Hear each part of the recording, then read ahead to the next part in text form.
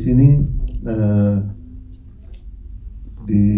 sejak saya mengangkat Petaka Gunung Gede, ataupun sebetulnya dulu juga Keramat pun, itu sebetulnya berdasarkan peristiwa yang terjadi nyata yang kita coba jadikan sebuah film. Kemudian di Petaka Gunung Gede yang kita ada podcastnya, ada penceritaan, ada tokoh asli yang menjadi narasumber. Ini menjadi sesuatu yang membuat kita juga melihatnya itu nyata gitu.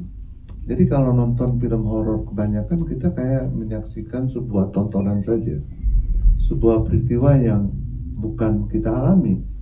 Tetapi dengan menyaksikan film ini, Siar Pelakor, kita akan bisa dibawa gitu menjadi bagian dari emosi ataupun rasa yang dialami oleh kita.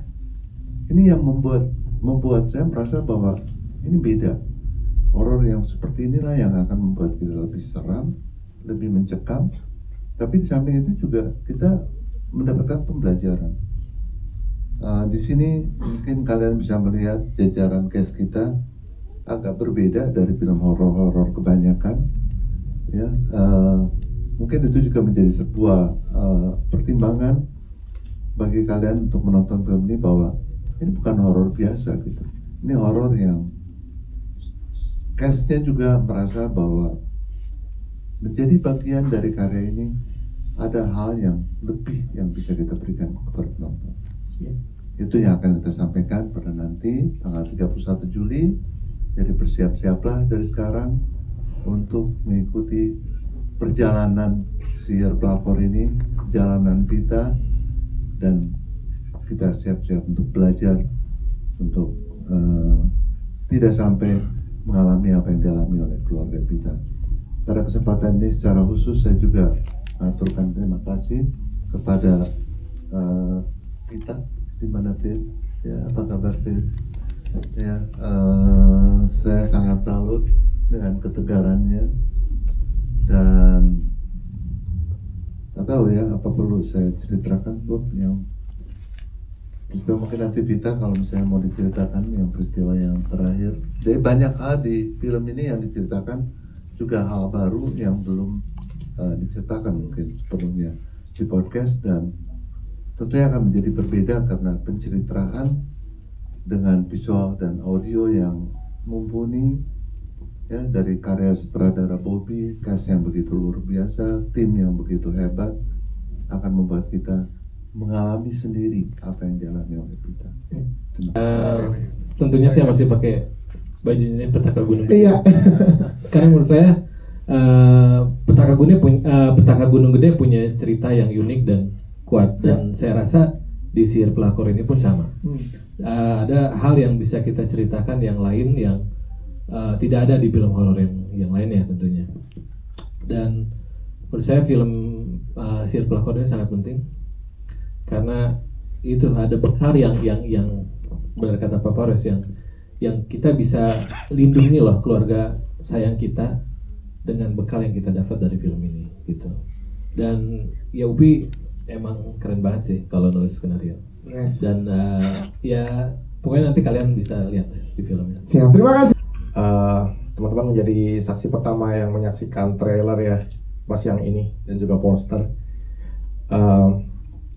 Jadi waktu pertama kali saya ditawarin film ini, saya ditelepon sama bapak sebenarnya. Seperti teman-teman juga tahu, mungkin saya udah beberapa kali kerja sama Starvision dan selalu happy kerja sama dengan Pak Parwes.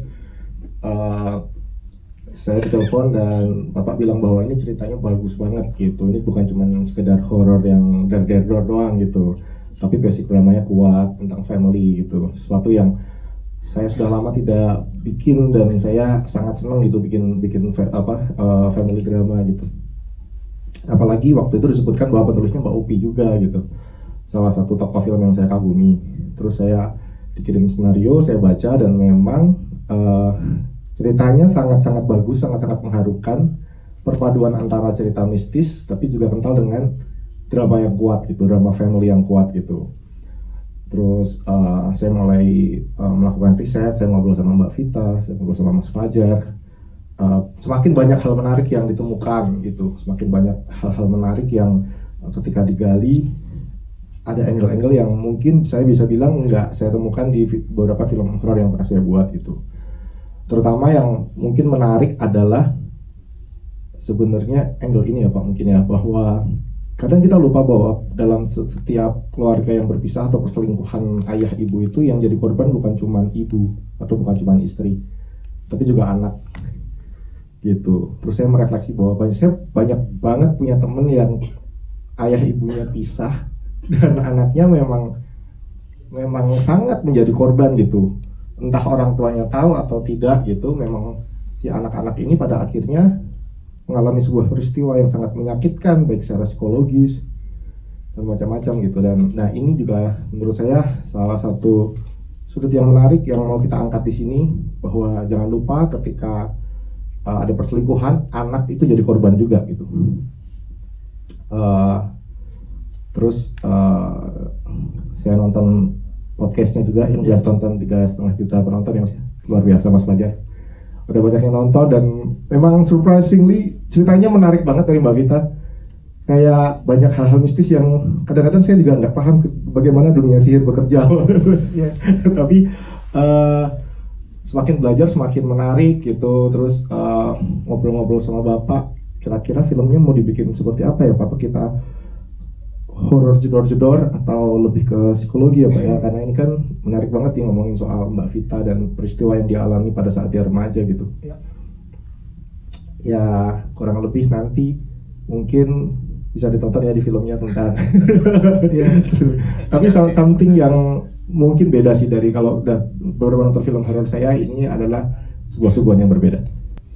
Film layar lebar ini juga seperti visi misi RJL dalam setiap podcast gitu. Jadi yang kita sajikan adalah horror dan Toy Story, ada budayanya gitu, bahwa yang kita angkat bukan cerita karangan atau rekayasa gitu. Jadi memang berdasarkan kisah nyata, fenomena yang dialami oleh narasumber. Dan untuk kisah sihir pelakor ini sendiri, waktu itu kenapa saya namain sihir pelakor gitu, karena memang luar biasa sekali apa yang dialamin sama Mbak Vita gitu ya, bahwa seorang anak wanita, gadis pertama gitu, yang harusnya kekasih pertamanya adalah ayahnya, tapi justru si kekasih pertama inilah yang menghancurkan dirinya gitu, bahwa kehidupannya jadi berubah total gitu. Dan ternyata bukan hanya itu, justru ada hal lain gitu ya, seperti sihir yang dipakai dalam fenomena kehidupan yang dialami sama Mbak Vita gitu. Jadi pas saya pertama kali mendengar itu, wow, luar biasa banget gitu. Untungnya mungkin nanti Mbak Vita bisa lebih detail, dan hal-hal yang belum ada di podcast itu ada di film terbaru nanti gitu. Jadi ini mungkin bisa jadi seperti dimensi yang berbeda lah dalam melihat sihir pelakor ini. Berarti pun belum nonton podcastnya, kalau nonton pun nanti pada saat nonton filmnya jadi makin melengkapi lagi gitu ya. Betul. Banyak hal-hal baru mungkin yang terjadi ya. Iya. Perasaan aku pada saat nonton preview film itu kayak ngulang lagi, berasa balik lagi flashback ya ke cerita dulu tentang ditinggalin papa dan perjuangan aku sama mama sih. Apa sih yang paling didapetin Mbak Vita setelah bercerita, terutama ya setelah mengalami bercerita dan sekarang difilmkan Mbak? Pertama kali setelah bercerita ke RJL itu yang aku rasain plong aja gitu. Aku bisa berbagi gimana struggle-nya aku sama keluarga. Terus begitu dijadikan film, semoga ya menjadi pembelajaran untuk semuanya. Yes. Jadi dengan ada film ini tujuannya yang melihat dan menonton bisa dapat pembelajaran itu ya. Iya. Siap, terima kasih Mbak Vita dengan sudah kuat bercerita dan juga difilmkan. Tepuk tangan untuk Mbak Vita. Kita ke pelakor kita sekarang. Pelakor yes. Yes. Oh, jangan dilanjutkan. Oke. Asmara Abigail, gimana dua poster ini udah jelas banget dan di trailer juga udah luar biasa banget. Ini tanggung jawab yang besar untuk seorang aktor memerankan karakter yang sangat luar biasa. Bagaimana Asmara Abigail saat di approach oleh Papa Ras dari Star Vision untuk memerankan karakter ini? sebetulnya ini hasil obrolan kita di Rotterdam Film Festival karena kita di sana bulan Februari 2025 untuk Sehidup Semati. Jadi ternyata berbuah hasil dan senang banget bisa kerja sama Gen Alpha biar aku belajar banyak. Kamu sih gini. Gen Alpha. Gen Alpha masih lebih lama Gen Alpha. Senang banget bisa kerjasama dengan Vita kita dan juga Mbak Vita. Terima kasih udah diizinkan. Aku tahu ini bukan hal yang gampang dan challenging banget untuk memerankan Rini, dan mudah-mudahan aku juga selama kita pemutaran film dan promo, mudah-mudahan aku selamat. lumayan parno dan takut, cuman aku percaya Star Vision akan melindungi. Akan dijagain ya. Kita kirimin sihir baru. Aku juga masih kaget karena ternyata pelakornya di highlight. Dan nggak mau juga terlalu banyak ngomong karena biar misterius dan biar teman-teman bisa nonton di tanggal 31 Juli dan mungkin beberapa hari sebelumnya saat kita premiere. Ini saatnya Vita berbicara karena ini sudut pandang dari Vita, sudut pandang dari anak yang menjadi korban, dan supaya menurut aku Rini dan Bapak Pak Su ini adalah contoh korban-korban mabuk asmara ya. Mabuk asmara. Bener asmara pikir. Sama aku mohon maaf mesti pamit karena ada pekerjaan syuting yang harus dikejar. Jadi semoga sukses untuk press conference-nya. Makasih untuk Pak Parwes, untuk Mas Bobi dan seluruh cast dan kru yang bertugas untuk film ini. Aku senang banget ada di film ini dan dimohon perlindungannya. Terima kasih. Terima kasih Asmara. Siap, terima kasih tepuk tangan untuk Asmara Abigail. Nanti akan lebih lengkap lagi saat 31 Juli 2025 di bioskop. Dan sebelumnya selamat siang buat para media, om, tante, kakak-kakak semuanya. Sebelumnya aku mau mengucapkan terima kasih untuk Pak Parwes dan Star Vision atas kesempatan yang sangat luar biasa ini. Jujur pas aku dapet tawarannya pertama kali, aku tuh langsung tertarik banget karena menurut aku,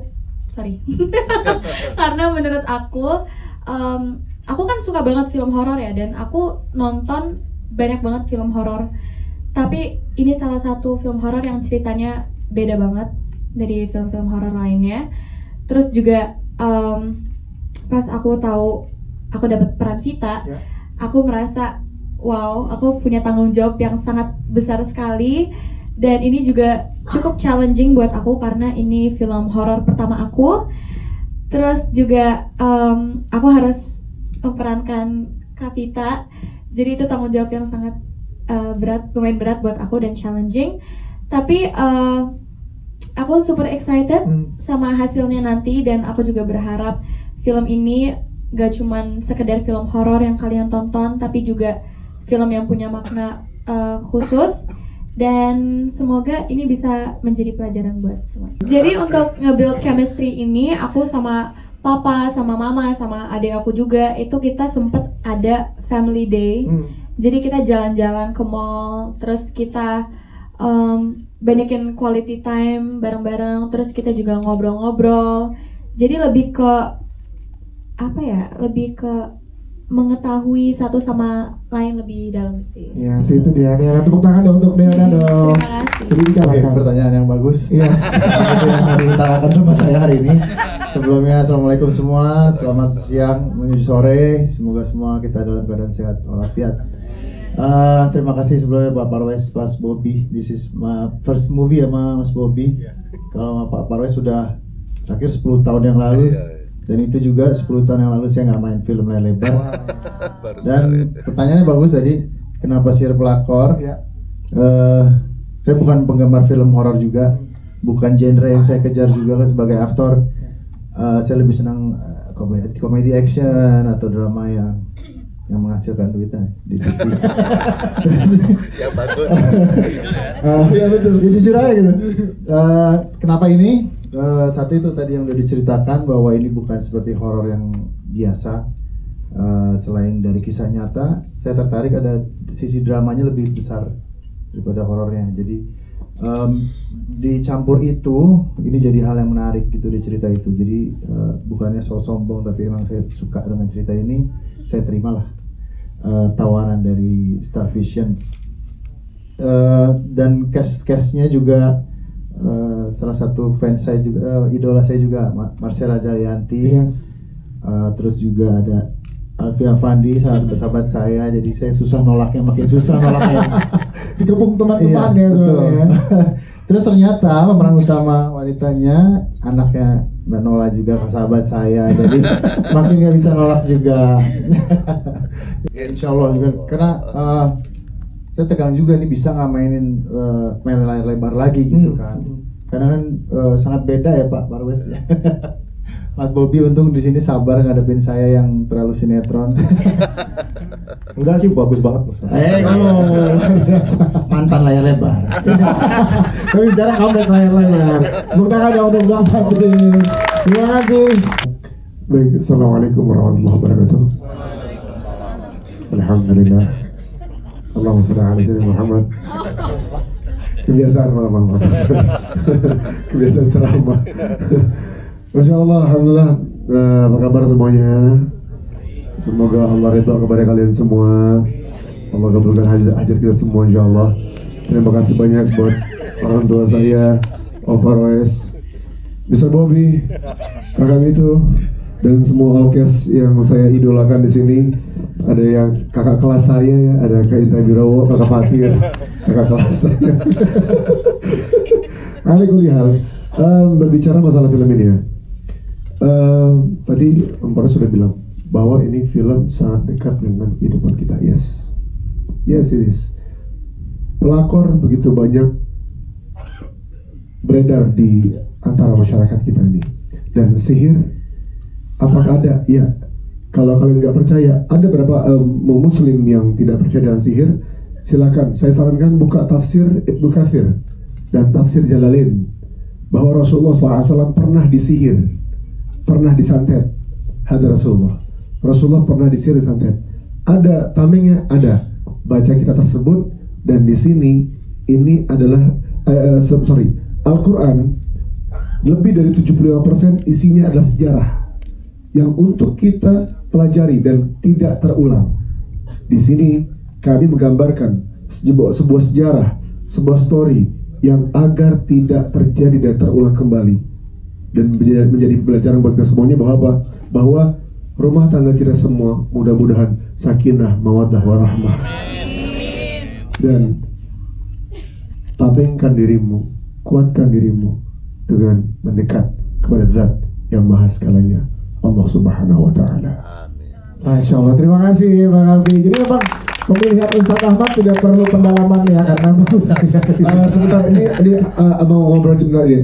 Tolong Pak Parwes ya, kami itu ya tolong ya. Kenapa Ustadz dulu sih? Saya aktor dulu banyak loh perannya. Iya. Kita bikin tatoan gitu jadi preman. Bingung orang. Udah ada. Bang Alfi, terima kasih tepuk tangan untuk Bang Alfi. Tentunya pertama kali terima kasih untuk Pak Parwes, Star Vision, Mas Bobby juga untuk kesempatan di film ini. Kalau misalnya ditanya kenapa saya mau di film ini, karena jelas pertama sama Pak Parwes, kemudian juga saya suka nonton. Kamu udah pasti. Supaya kalau syuting tuh kita masih ingat sholat ya, jadi ada Bapak Ustadz yang terus saya suka nonton acaranya, podcastnya RJL 5 juga suka nonton, dan emang saya suka juga yang mistik-mistik ya. Jadi ketika ditawarin ini, why not, kenapa enggak? Dan pasti seru banget. Kita tetangga yang kayak apa sih Pak Burhan? Tetangga yang sebetulnya rukun warga ya saya ini, jadi rukun tetangga. Jadi kita tuh tetangga yang memang perhatian dengan tetangga lain. Jadi ketika ada tetangga yang keluarganya kelihatannya baik-baik aja, tapi kok kemudian ya itu tadi kok nggak datang suaminya pergi gitu. Tetangga nyebelin katanya tuh, kata teman-teman media. Nyebelin tapi sayang. Nah, itu dia. Jadi Bang Burhan adalah tetangga yang nyebelin tapi sayang ya. Benar. Siap. Terima kasih Mas Indra. Mas satu lagi saya pikir ini film ada spin-off-nya ya. Kalau Sihir Pebinor. Kalau udah Pebinor dulu. Dan pemerannya Pak Burhan. Bisa. Ustadznya tetap kamu ya. Iya. Konsumen tetap di satu ustadz ya, karena ada. di area yang ada sama. balance itu penting ya. Gitu, Terjadinya di lingkungan yang sama. Iya. Nanti di ujungnya pelakor ketemu Pebinor. Jadi trilogi bagus sekali. Jadi Februari dikabarkan ketemu sama Mas Bob. Sebelum ketemu Mas Bobi ya? Aku udah kontekan yang Mas Bobi mau ketemu. Itu jadi anak sambungnya yang seumuran sama aku nonton podcastnya RJL dan menghubungi aku di DM Instagram mengabarkan bahwa papa tuh sudah sakit 3 bulan, tidak bisa bangun dari tempat tidur gitu. Awalnya aku masih nggak mau untuk nemuin, jujur, karena kecewa banget, masih sakit banget. Tapi ada suami aku yang selalu menguatkan bahwa jangan sampai kamu nyusahin orang, jangan suka menghalangi, jangan suka nyusahin orang lah kalau emang dia cuma minta maaf gitu. Jangan sampai nanti berbalik ke kamu disusahin sama orang. Nah, akhirnya aku temuin di tanggal 19 Februari. Ya, cuman permohonan maaf sih. Cuman sebenarnya pengennya ketemu sama adikku juga kan. Tapi adikku memang mungkin terlalu sakit juga, lebih sakit dari aku ya. Jadi gak mau nemuin sampai tanggal 22 Februari itu aku dikabarin bahwa papa wafat. Gitu sih. Ya, sorry. Kita turut berduka ya untuk Mbak Vita. Dan terima kasih sudah bisa men-share ini ke teman-teman media. Kita berikan support, berikan tepuk tangan teman-teman. Ini berarti banget ya, apalagi yang ini difilmkan dan jadi masyarakat lebih banyak penonton di Indonesia akan tahu dan dapat pembelajaran dari yang Vita ceritakan ya Vita ya. Terima kasih ya Mbak Vita sudah mau bercerita ke kita. Sama-sama.